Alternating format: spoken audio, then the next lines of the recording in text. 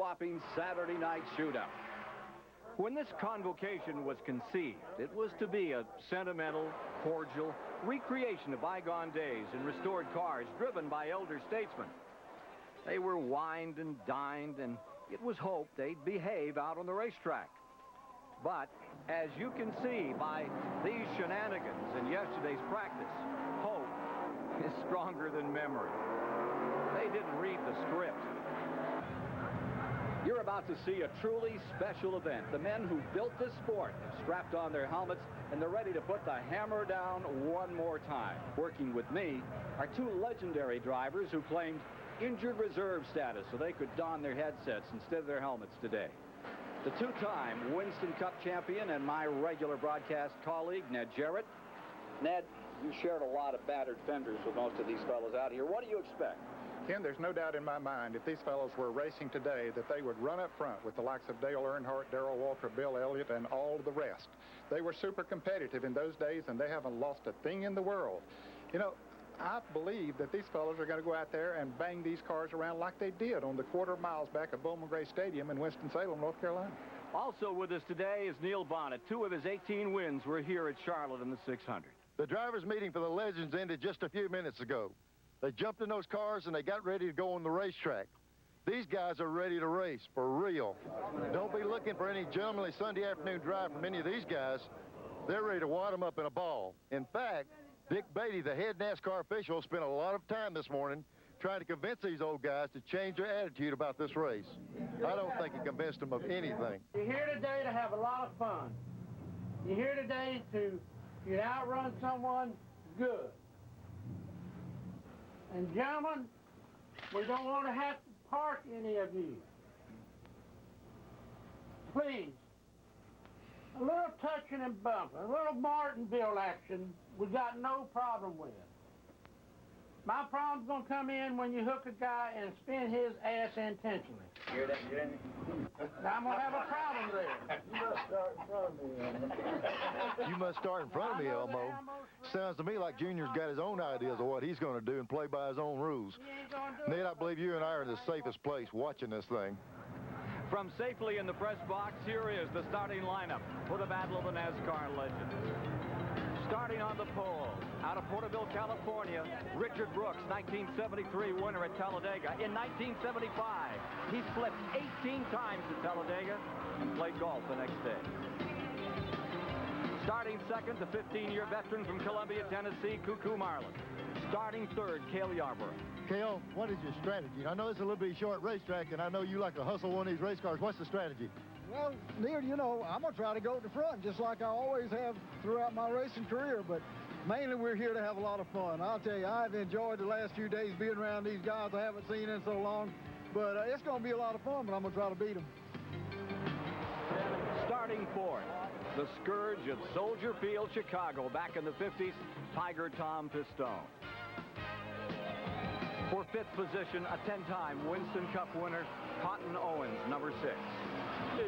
Starting 6 on the field, a 17-time winner and winner of the 1961 Daytona 500, Marvin Penn. They called him the Golden Boy out of Elmhurst, Illinois, fearless Freddie Lorenzen, who not only had to battle all those other teams of the 60s, but the mob as well. Starting in 8th, the 1973 Winston Cup champion, Denny Parsons of Ellaby, North Carolina, now an admired broadcaster. The 9th position is Donnie Allison. Who will ever forget 1979? He and Cale right to the final corner at Daytona. Donnie, how serious are you going to be? You have any old debts you want to repay? Well, I'll tell you, as competitors, I don't think we ever get old. We all want to win. I do. I know I want to win. Donnie, you've had some scraps with some of these guys out here in the past. Do you owe them anything? Well, I won't say I owe them. I've already said excuse me in case I were to hit them. Sounds like Donnie's ready for some bare-knuckle racing today. Starting 10th, the 40-time winner, 67-year-old Tim Flock. Remember that fabulous Hudson Hornet on the old beach course at Daytona? The 11th starting position is Little Bud Moore out of Charleston, South Carolina. And going 12th is 72-year-old Buck Baker, 2-time Winston Cup champion. He always took the high groove. 07, it's the 1965 Rookie of the Year, Sam McQuay. Remember old 98 winning the Firecracker 400 at Daytona? And then in 1970, out of New England came this guy who won the Daytona 500 in both races at Talladega. The years have treated Pete Hamilton well. Further back in the field is the driver of car number 61. That's Haas Ellington. And alongside him will be number 3, the 1960 Daytona 500-mile champion, 50-time winner, tied with Ned Jarrett on the all-time win list. That's Junior Johnson. The engines have fired. They're getting set to roll out. Field is moving. And let's review the rest of the starters here in the Battle of the NASCAR Legends. There's the 1962 Southern 500 winner, Larry Frank, and a 500-time starter, twice winner, Elmo Langley. Further back, there's Neil Castles and Richard Childress, better known these days as the owner of Dale Earnhardt's car. There's Paul Goldsmith, who won the last race run on the old beach course at Daytona. And then there's Smokey Unick, the all-time car builder. The editor of the National Speed Sport News was a track PA announcer with many of these athletes in bygone days. Chris Economack. Ken, these drivers have totally captured the hearts and imaginations of everyone at this racetrack. When champions like Rusty Wallace and Terry Labonte strain to get a glimpse of warm-up laps, you know this is something special. I can tell you this, I'm going to be right there and get a front row seat. I want to watch this. This is going to be interesting. Indeed, it has been a special 48 hours for these men. When they arrived here the day before yesterday, it was a festive, jovial, back-slapping reunion. How you been? Fine, sir. I read those orders. Oh, I've been just riding in airplanes every day. Oh, yeah? Flying them around. Yeah, good. That was followed by a black-tie dinner dance, where each of the legends was presented a custom-designed ring.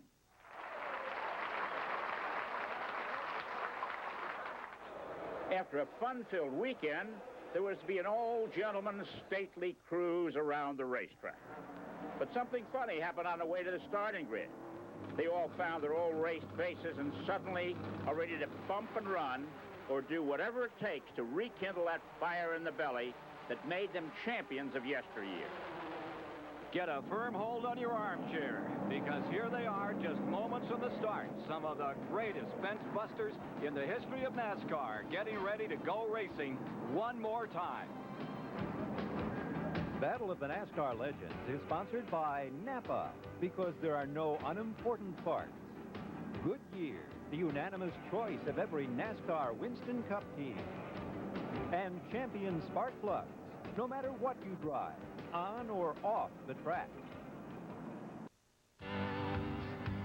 Under threatening skies, the first battle of the NASCAR Legends about to be turned loose. 22 drivers at the ready, crowd on their feet, excited, anxious to see this start amongst some of racing's greatest. Veteran starter Harold Kinder puts out the green flag one more time. And as they go to turn number 1, it's car number 90. Richard Brooks out in front, down the inside, going for second place. It's the 3-time Winston Cup champion, number 11. Cale Yarborough for second. Cuckoo Marlin, number 14, in third. As they complete lap number 1, Ned, they're driving very respectfully out there. They might just be feeling out the damp track, Ken, or they might have taken the comments by Dick Beatty in the drivers' meeting very seriously. It is the first time Beatty's been taken seriously in generations. Here you see Pistone running in fourth, the red car, and directly behind him, Marvin Panch in that blue machine. Another lap, run faultlessly. Up, spoke too soon. Yeah, there's Junior Johnson coming off the grass. No big surprise to see him down there doing that agricultural racing. Up in front, car number 90, originally out of Porterville, California. Richard Brooks has the advantage with car number 11, Cale Yarborough in second. Sideways, bumping up here in turn number 4 as they continue to get the feel of this tough quarter-mile track. Of course, it's the same size as the old Bowman Gray Stadium in Winston-Salem, North Carolina. But here in Charlotte, there are a lot more seats, and they're all packed. They've got a spin. That's Tim Flock. In the white car, and Bud Moore in car number 29. And look at Hoss Ellington spinning out in front of them. That wreck happened behind him. He shouldn't have spun out. Tim Flock, unable to start. Caution flag is out. Let's look again at what happened. Well, we're riding with Richard Childress, and he sees the car of Flock and Bud Moore spin in front of him, and there's the car number 61 of Hoss Ellington going around out of harm's way. Oh, they love it here. Chris? Well, gentlemen, by my watch, it took less than 2 laps and about 1 minute and 20 seconds for these guys to roll back the clock 30 years. Tim Flock has gotten older, but he hasn't changed his driving style one bit since he was sliding around the beach course in the 50s. And this is exactly what little Bud Moore predicted would happen today. I do believe it's going to be competitive. I mean, just the guys I've talked to, I mean, they're here to go racing. They're not here to go playing. Bud Moore was involved in that first incident out of the back of the field now in his car 29. Here you see Richard Brooks in front, Cale Yarborough still riding that second spot as we're back under green. Riding with Richard Childress here, going down the back straightaway in this quarter mile. They're getting tied up in front of him. There's Cotton Owens about to spin in car number 6. And he gets collected. Jam session in turn number 3. 6 of them down there. McQuagg's in it. Well, about a third of the field then. Junior Johnson was involved in it. Tim Flock, Pete Hamilton, Larry Frank. There goes Junior Johnson. Let's take another look. Here's Junior really fighting it, trying to go by on the outside, but I wonder if his reaction time was what it used to be. Are you saying he should have run that groove a little higher, Ned? Well, I don't look like there was some room out there on the outside. Let's look again. Now, there's Cotton Owens spinning. Of course, he's crammed into, and there's Junior on the outside. Well, he might have got into the wall if he would have turned right, but there was some room out there. Well, that'll end Sam McQuagg's day, and that's got to make Cale Yarborough breathe a little easier. Sam and Cale's get-together at the 1965 Southern 500 in Darling was a tangle they still talk about in stock car racing. Cale remembers it this way. We were battling for the lead, and several times I got under Sam trying to get by him, and this one time coming down the front stretch, I got all the way up by him and went into the first turn side by side. Well, it's not much room at Darlington, you know, and we bumped a little bit, and when we bumped, my car got completely airborne, went over the top of Sam's car, over the guardrail, never touched it, out into the parking lot, end over end over end. Cale asked me today, I saw him, he said, you're going to drive in the race? I said, sure. He said, you're going to put me over the wall? I said, if you get in the way. Well, Pete Hamilton is one of the casualties of that 6-car wreck, and he's not laughing all that hard. Neil Bonnet's down in the boneyard with him now.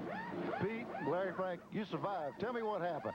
I'll tell you what happened. They stacked up in front of us and kind of just smoked on in there. And Larry, poor Larry, he was stuck in the middle, too. We kind of stacked him up like cordwood. I don't know what happened to him, but the doggone oil pump broke on mine in the crash, so that was it. Now, did that sound good, what Pete said? He backed into me. He backed into me. I went down the corner and was right on his back bumper, and he backed into me. Pete done it. I'm telling you, I've heard that before. Well, there's no doubt somebody done it. They're dragging Buck Baker's car off to the boneyard. Now, Buck's no stranger to crashes. Years ago, before cool suits and supplemental oxygen, Buck used to keep cool by swigging on a jar of enhanced tomato juice in his car. Well, one day he was involved in a terrible-looking crash like this one at Darlington. The tomato juice jar broke and spilled all over him. The first rescue guy to the car looked in, spun right around, and ran back up the embankment to meet the ambulance crew. No use to hurrying, boys, he said. Buck's done cut his head clear off. We're under caution here at the Charlotte Motor Speedway. At that drivers' meeting this morning, when they called the roll, those that answered here were many of the pioneers who wrote the history of NASCAR. Johnny Allison. Here.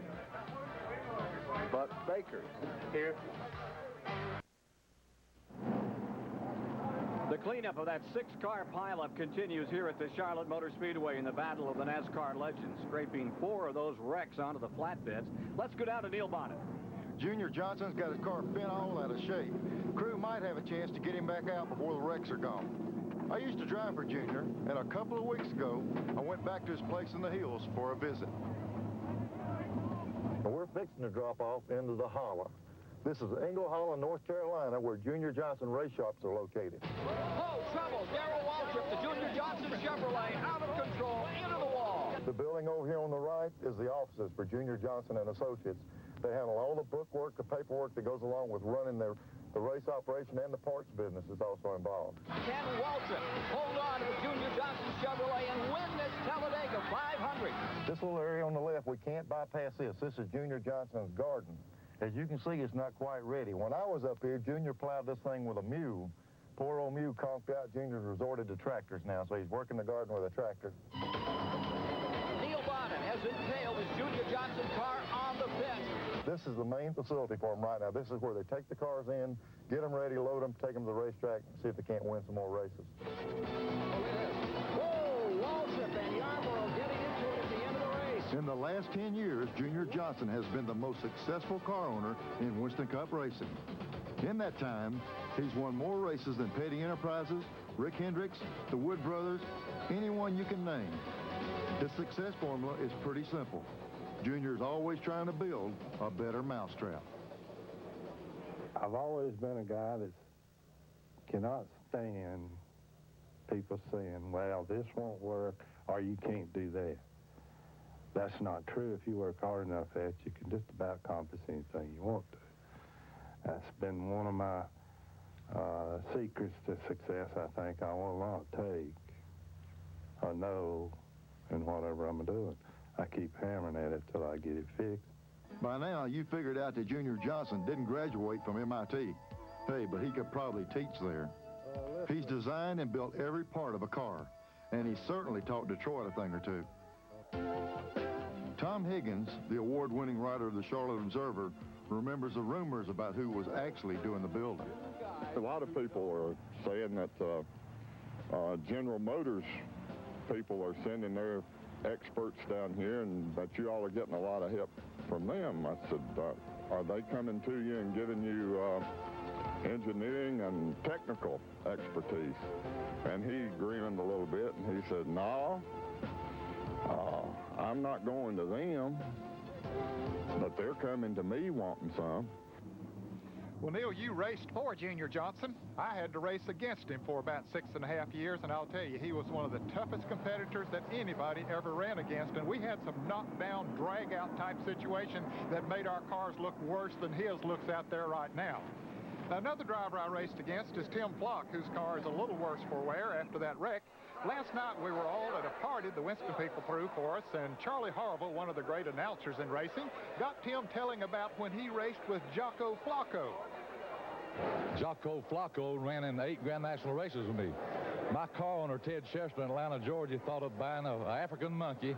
He had little goggles built for him, a cloth helmet, a suit, had Jocko on it. And on my Hudson Hornet back in 1952, on his side of the car, we had Jocko Flocko, and on the driver's side, Tim Flock. On the 8th race, we was running the mile track at Raleigh, North Carolina. We had a trap door back then. We pull the chain, you could see your right front tire. Jocko had been watching me pull that chain for about 60, 70 laps. He got out under 2 belts, went down in that hole, and a pebble hit him right here, and he come running back up in the car and got on my shoulders. So I had to come in the pits, and it's the only time in history that a Grand National car stopped to put a monkey out of it. And that's the truth. It cost me $750. It's going to cost these organizers more than $750 to fix these cars up from that monkey business in turn 4. Look at Freddie Lorenzen getting ready for the green flag. Once the golden boy of the 60s. He had his share of problems before and after those golden years between 1961 and 67 when he won 26 races, including the Daytona 500 and the Coca-Cola 600. Chris? Well, Ken, Freddie tried to come back in the mid-70s, but had a nasty crash at Darlington. Of course, there's no shame in that. Everyone wrecks at Darlington. Now, lots of drivers' career end because of a lead foot. Freddie's almost ended in cement shoes. He was financing his racing by borrowing from some of the local citizens in the Chicago suburb of Cicero. That was in 1960. He was broke and desperately needed a big win in Atlanta. We started 8th and we're leading it in blue. When I got home, my father said there's some guys come over to pick up $10,000 you owed him. It was the mob people from Cicero that I'd borrowed money from. Had to sell everything. That was in September. November of that year, Ralph called me, says, we want to give you a ride next year for the Holman Woody for 1961. So that was the break of my life. And from then on, his career just took off. He became the Rocketeer, and right now he'd like to rocket to the front as we get ready to drop that green flag. And Dick Brooks still out front in car number 90. Cale Yarborough right on his back bumper in the yellow car number 11. Red and yellow number 14 running third is Cuckoo Marlin, followed by Tom Pistone. And that blue car, Marvin Penn, stays fifth. Ken, let's take a look from inside the Richard Childers car on that restart. Donnie Allison in car number 1 really gets loose in that quick drive they put down. Richard now shifts up into third gear. They don't run in fourth gear on this size track. And this size track consistently gives us some of the best stock car action to be seen. Well, certainly they always run close together. Cale Yarborough making a bid for the lead, but really gets loose. Now we're inside of Cale's car. He takes a look to see how close someone is behind him. And here's Benny Parsons in big trouble. Somebody's changed the cosmetics on the front of his car. Pulling down on pit road, Neil Bonnet will try to get a word with him down there. Meanwhile, car number 90, Richard Brooks, pulls away and continues to build on that lead. Neil? Ken, Benny's pulled his car and parked it in the pits. Let's see if we can get over here and have a word with him. Benny, what's wrong with your car? Neil, it seems like it's broken a right front rotor or something like that. There's some kind of noise up front. And, I don't want to get in the way of it. I'll tell you one thing, you were sure running good at the first race. They need to fix this thing. Yeah, it was running pretty doggone good. We'll have to see what happens with the laps that I missed. You think you were just working the car too hard, do you? They said you were really getting after it now. Oh, not really. Okay, Benny. Coming down to a scheduled caution flag here with Richard Brooks in front, Yarborough second, and maintaining third, Alamo Langley. So those drivers will get a break for a moment and get a chance to take a deep breath and then back for more. Dick Brooks. Hey. Marcel and Hill.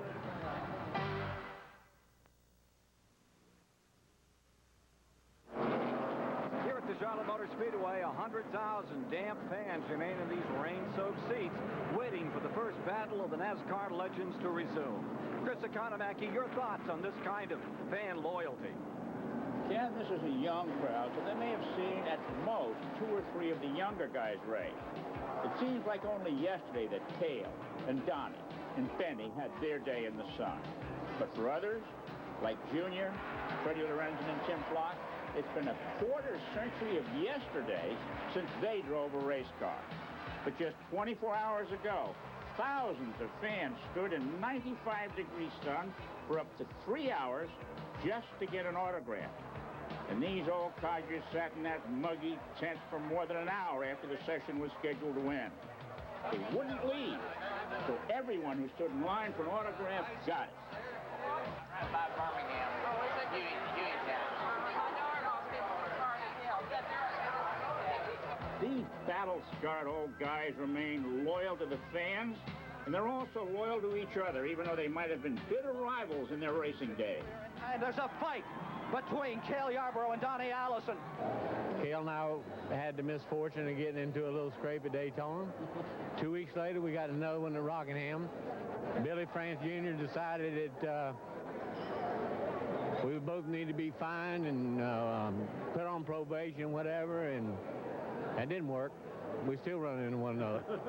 But you know what's happened? We still buddies. Have been all our lives. The best buddies. All our lives. Ken and Ned make no mistake. These legends have stole a lot of thunder from today's stars on this race weekend. As a rule, the Winston Cup drivers don't like being upstage, but they know something special is really going on this weekend.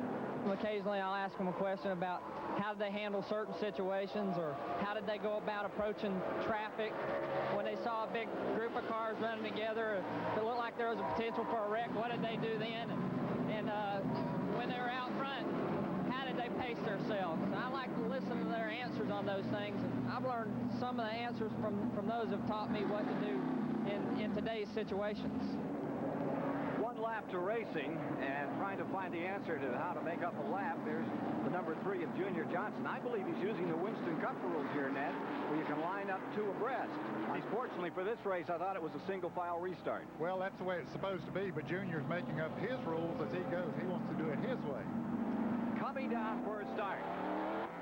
On the break, car number 3, Junior Johnson making up the lap, number 90. Richard Brooks is your leader, and Cale Yarborough getting shoulder to the outside in turn number 2, falling back 2 or 3 spots. Now we're inside of Richard Childress' car as he watches the action in front of him, just trying to find a place to go, and Cale continues to go back. Going up into second spot goes Neil Soapy Castles, Elmo Langley third. Pace car is coming back out, Ned. I don't believe NASCAR was too enthusiastic about that start that Junior Johnson made. Oh, here's number 64, Elmo Langley, getting into the side of Neil Castles. And Soapy gets spun into the grass up here in turn 4, but caution was already coming out. Let's take a look from inside Richard Childress' car as he sees the action in front of him. Elmo Langley bumps the car 06 of Neil Castles and sends him around down into the wet grass. Full contact stock car racing here in the battle of the NASCAR legends. And we're riding with Dumpling. That's what Flossie Johnson calls Junior.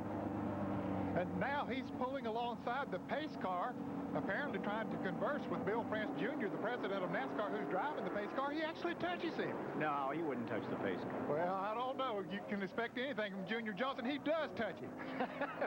Junior Johnson in car number 3, doing what every Winston Cup driver has always wanted to do. Run into Bill France Jr. on a racetrack. Hey, what's happening? I'll tell you what's happening. They're going to stop the race. This looks like a typical Saturday night shootout. And they're holding the cars down here on the track while they get this thing ironed out. Let's take a look again at what happened. Okay, there's Johnson up beside the pace car, and he frams him, knocks France down into the grass area, and then Junior pulls away. Billy France is bailing out of that pace car. He's had all this he wants. And Chris Economac, I bet you're going to tell us that you've seen all of this kind of stuff before. Ned, I don't have to tell you that back in the early days of stock car racing, these guys really would push the pace car out of the way to get started. Elmo Langley, who's running third down there now, drives the Winston Cup pace car now, very conservatively. He was one of the more colorful characters on the track, a swashbuckler, so to speak, in the early days. He didn't win many races, maybe none, but boy, he sure left his mark.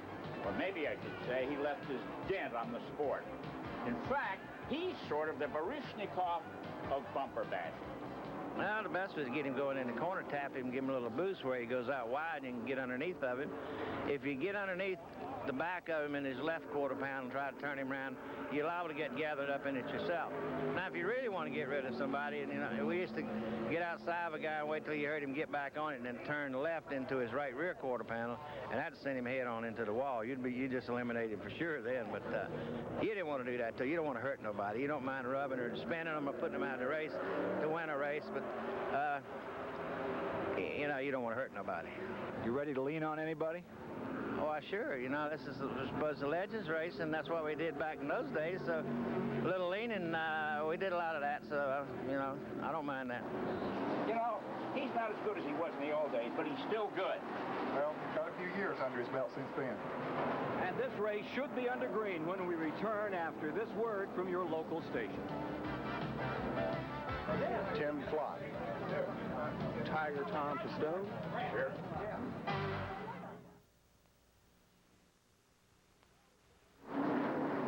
Well, we're going to try to get this thing running once again. The battle of the NASCAR legends is indeed that here in Charlotte, North Carolina. Pace car is coming in, and as we set the field, car number 90. Out in front is Richard Brooks. And look at number 29. He scooted. I think he cheated his way up into third spot. Yeah, I don't think there's any doubt about it. He jumped the flag, and so did Tom Pistone. Now, they black flagged him. He has come in for a stop and go. I'll tell you, they've also black flagged Bud Moore, who's dealing with it like he deals with most things. Well, Cale Yarborough really fighting the wheel, trying to move up and around Dick Brooks, but Brooks just hanging on to the lead. That 29 of little Bud Moore rapping, playing bumper tag with number 11, Cale Yarborough. And the black flag is out for the 29. He's shot by about 6 cars from the start. There's Bud Moore getting sideways, and down to the bottom goes Richard Childress in number 3, Elmo Langley in the 64, and Donnie Allison in the 1. They have Bud Moore pressed on the outside, and they're taking that bottom groove, getting by him. Look at that move again. Moore went into turn 1 too fast, slid a little high, and Richard Childress drives right on by. Now he brings his battered car number 29 into the pits. I guess he's obeying the black flag. Looks like he used that nose as a post mall out there. He's waving his hand saying, "Who, me? I didn't jump any flag." Hey, we've gone, 2 laps? All this law and order? Here comes the answer to that. That's Flock in the 300 and number 3, Junior Johnson, going at it. And they're not even in the lead lap, are they, Ned? Boy, and look at both of those cars. Look like they've been in a demolition derby, but no, they're not in the lead lap, but still battling as hard as if they were battling for the lead. They touch a little bit there as we look out the windshield of Junior's car. Boy, watch him fight the wheel. He's serious about this, and he's running about 17th at the moment. He's trying his best to move around Tim Flock, and Flock knows how to hold him off. Boy, they get together there pretty good.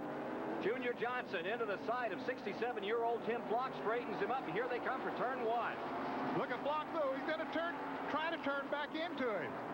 That could cost Junior a tire out there.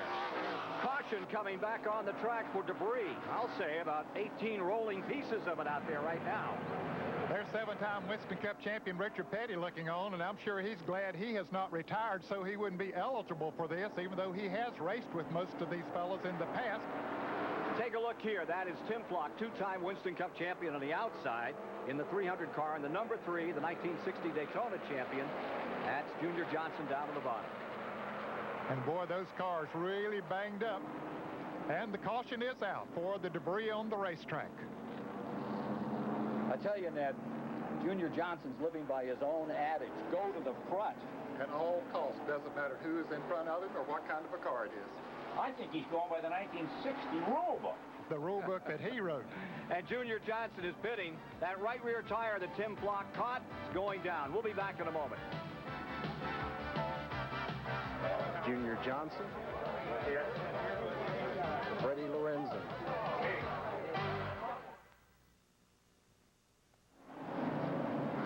Back at Charlotte, battle the Nascar legends. Here's a legend. Chris? Oh, Tim Flock seems a little the worse for wear. Luckily, he doesn't have to pay for his tires today. Back when Tim was racing for the championship, they raced on ordinary, narrow, skinny street tires, but the driver had to buy them. Sponsors didn't pick up all the bill. So Tim and some of the other drivers found an unwitting sponsor to supply their tires, called tars in those days.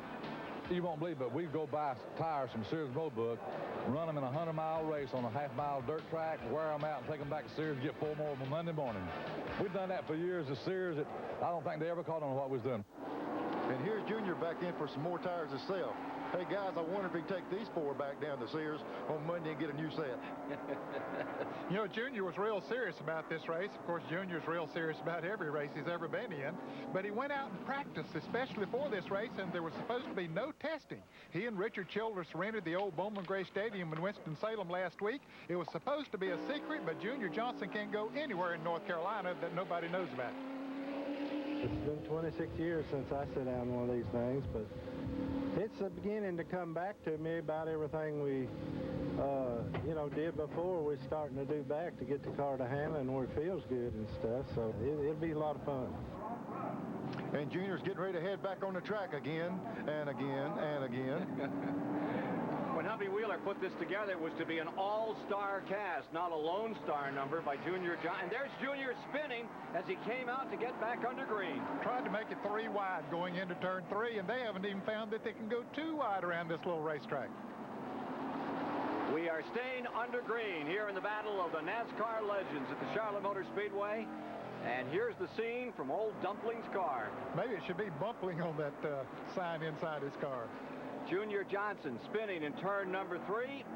And although he's laps down, he's still having a heck of a good time.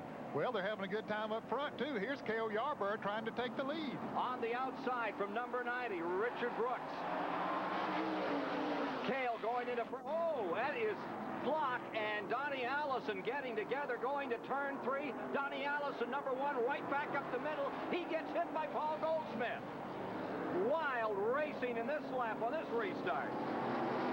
There's Derek Cope looking on and trying to learn something.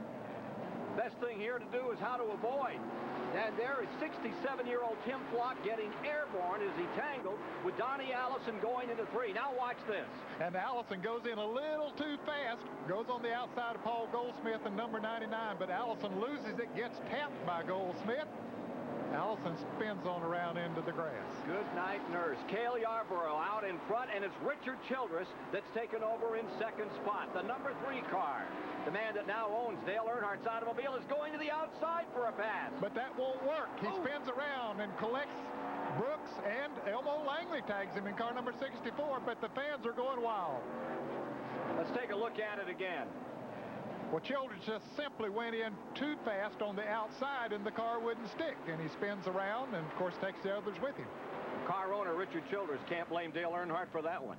Well, Dick Brooks had led most of this race, Ken, until a couple of laps ago, but now he's in the pits with a flat tire. There's Richard Childress clambering out of car number 3, longtime Winston Cup veteran, but better known now as the car owner of the defending Winston Cup champion. Take a look at that action one more time. Number 90, Brooks goes down, and Elmo Langley's car just barely getting through it. Let's go down to the pits. Neil Bonnet standing by. Richard, you know, you probably made the biggest gains of anybody out there coming all the way from the rear, and the one time the opportunity was there, you had to try it on the outside, didn't you? Yeah, I knew I couldn't never get him on the inside, and I figured if I could pin him in behind that slow car, I could get him, and I just tried too hard, run out of brains, I guess. No, it's just the old racer in you coming out, man. You're getting back in that thing feeling good. Yeah, I knew it wasn't but about 4 laps to go, and if I didn't do it there, I may not get another shot. Well, it looks like Earnhardt got a hold of those front fenders, so you're in good shape. You can get back to him now. Yeah, he taught that car everything it knew. He taught it how to go to the front. Way to go, Richard. Here's Cale Yarborough with 4 laps to go, leading here in the Battle of the Nascar Legends. Of course, checking the competition out the rearview mirror. As he comes down for a start, Elmo Langley is now in second place. He's worked his way from 16th on the starting grid up into second, and guess who's here? Junior Johnson trying it up on the outside again and still banging. Whoever put the camera in his car made the right call. Battle for the lead. It's number 11, Yarborough out on the point, and in second spot, number 64, Elmo Langley, down to the inside. Gets into the side of Yarborough, and Cale gets it straightened up. He's going to continue on in first place. Well, I tell you, Cale did a whale of a job of keeping that car straight. He was almost all the way around. Just look at him turning the steering wheel, looking around to see where Elmo is, and then looks up in the rearview mirror and keeps trucking. Lap and a half to go. Yarborough in first, Elmo Langley in second, as they get ready to decide this Battle of the Veterans. White flag is out, 1 remaining. Cale Yarborough out in front, dives down into turn number 1. Elmo Langley hangs right on to the bottom of the racetrack in number 64. For turn 3, final time, Elmo Langley's there, drives it down to the bottom, holds its position, stays on the bottom, and he's got Cale Yarborough out of the groove. Elmo Langley's going to win it. Elmo Langley in 64, who hasn't won a race since 1966 when he won in Manassas, Virginia, has won the Battle of the Nascar Legends. What a move he put on Cale going into turn 3, got completely up beside of him, bumped him a little bit, got the traction he needed coming off of turn 4 and to the checkered flag.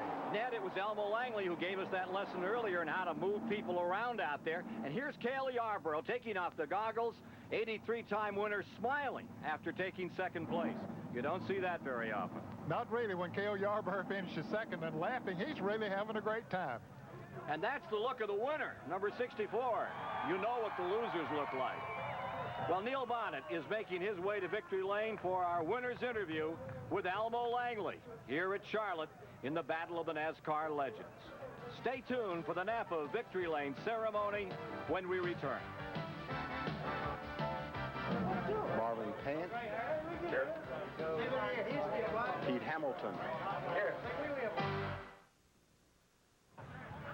The battle is over, and here we are at the Napa Victory Lane ceremony with Neil Bonnet and the winner of our first Legends race, Elmo Langley. Elmo, you know, it's been a while since you've been in a race car, but you jumped on them guys and really got after them today. Man, I tell you, this is great. I can't even tell you how this feels, you know.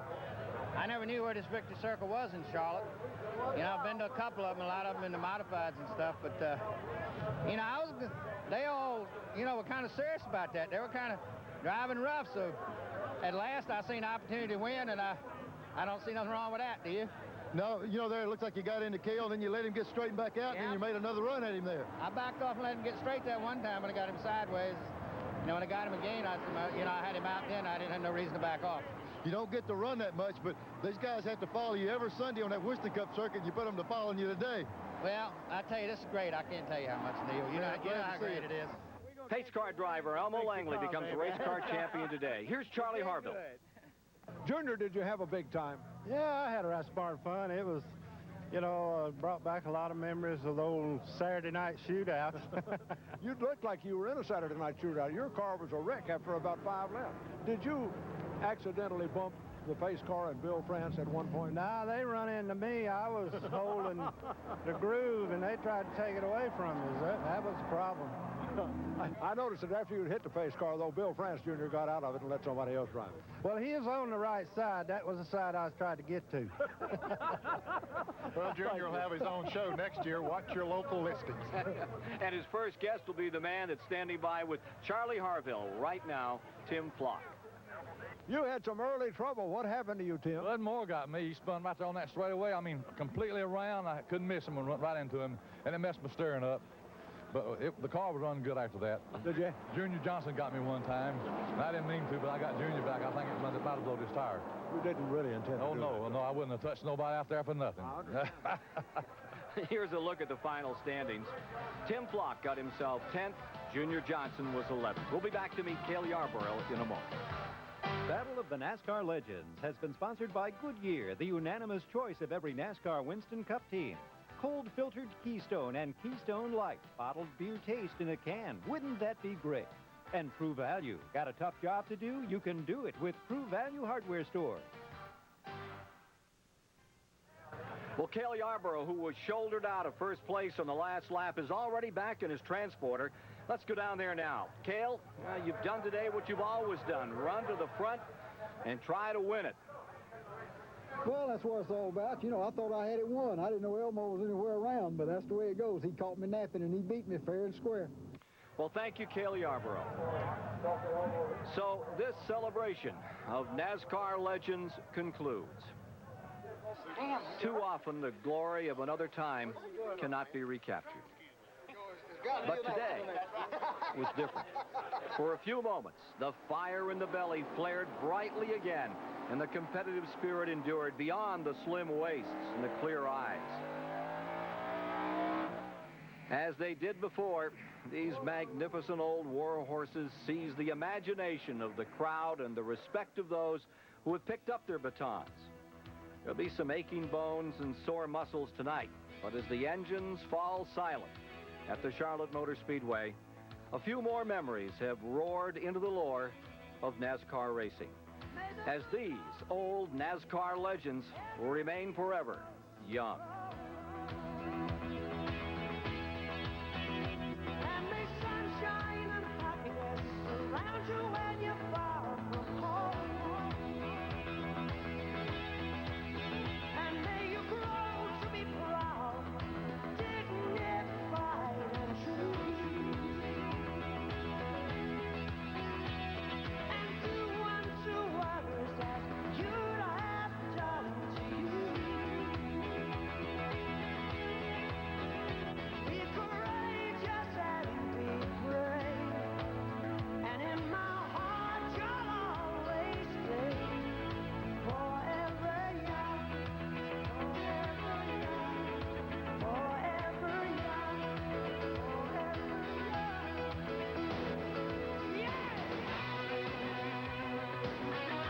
For Chris Economaki, Ned Jarrett, Neil Bonnet, and Charlie Harville, Ken Squire saying goodbye from the Charlotte Motor Speedway.